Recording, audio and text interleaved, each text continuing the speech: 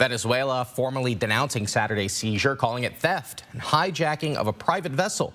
President Trump continues to threaten a total blockade of sanctioned oil tankers traveling to and from Venezuela.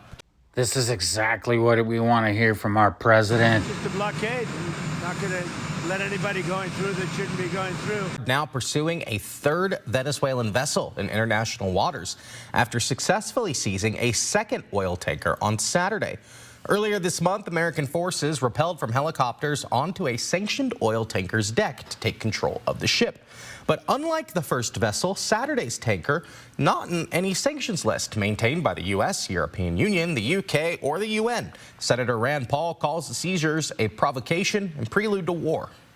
Before we break into Rand Paul and his explanation of things, is anyone thinking that the drugs are not coming from Venezuela, coming up from Mexico? And are these drug boats that we're shooting down, is this not the right thing to do?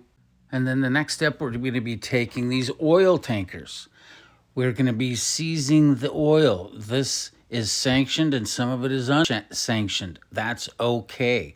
This is the way that we get control, stop the malicious attacks on the United States and its people, so get control over the waters in the surrounding areas of the United States, and then move forward with a positive plan. So I'd like to also get CBS News' take on this. So here we go. Tonight, the U.S. is ramping up pressure on Venezuela. The Trump administration has accused President Nicolas Maduro and his government of trafficking drugs into this country. Since September, the administration has conducted airstrikes on dozens of suspected drug boats in the waters off the coast of Venezuela. And it is believed more than 100 people on those boats have been killed. Earlier this month, President Trump announced a total blockade off Venezuela's coast in an effort to stop the country from selling oil, its main source of revenue. CBS's Willie James Enman is traveling with the president in West Palm Beach with more on today's developments. Willie James. Jerika, good evening to you. A U.S. official tells me the Coast Guard is actively pursuing another sanctioned oil vessel as the Trump administration works to turn up pressure on the government of Venezuela. I love the way that Trump's thinking. We do need to turn up the pressure, but we have clowns like Rand Paul that are over here talking about due process and if we're actually able to kill the people that are in the drug boats and whatnot. Ignore that kind of talk. Let's get back on track. This weekend, the White House escalating its crackdown on Venezuela's oil industry. The U.S. Coast Guard is pursuing a third vessel a U.S. official says was flying a false flag and under a judicial seizure order. The pursuit takes place one day after the seizure of a second oil tanker off the coast of Venezuela.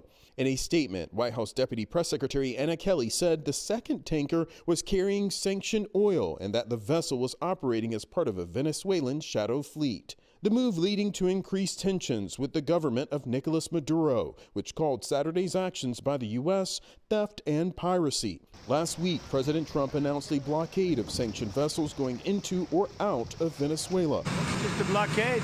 Not going to let anybody going through that shouldn't be going through. The administration accuses the government of involvement in trafficking drugs to the U.S. The first tanker seized earlier this month is expected to arrive at a port in Texas on Sunday. The White House previously said the administration would follow a legal process for seizure of the oil. Lawmakers on both sides of the aisle expressing concern about the escalation. I consider it a provocation and a prelude to war, and I hope we don't go to war with Venezuela. We should be using sanctions and other tools at our disposal to punish this dictator who is violating the human rights of his civilians and has run the Venezuelan economy into the ground. And Jerika, a new CBS News poll shows that 73% of Americans believe the Trump administration has not clearly explained the possible use of military action in Venezuela.